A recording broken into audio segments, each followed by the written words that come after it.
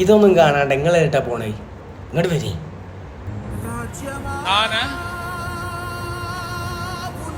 C Joseph വിജയനും ഞാൻ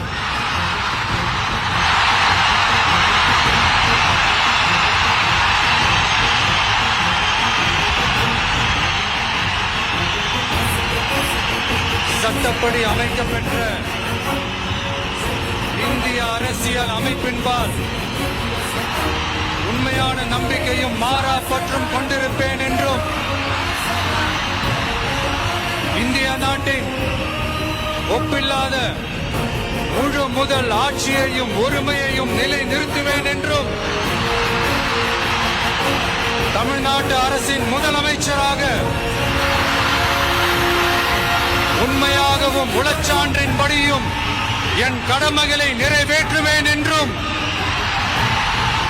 அரசியல் அமைப்பிற்கும் சட்டத்திற்கும் இணங்க அச்சமும் ஒருதலை சார்பும் இன்றி விருப்பு வெறுப்பை விலக்கி பலதரப்பட்ட மக்கள் அனைவருக்கும் நேர்மையானதை செய்வேன் என்றும் ஆண்டவன் மீது ஆணையிட்டு உறுதிமொழிகிறேன்.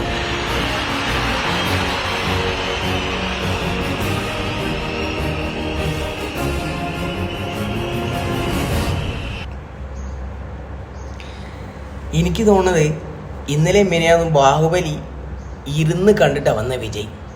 അല്ല പിന്നെ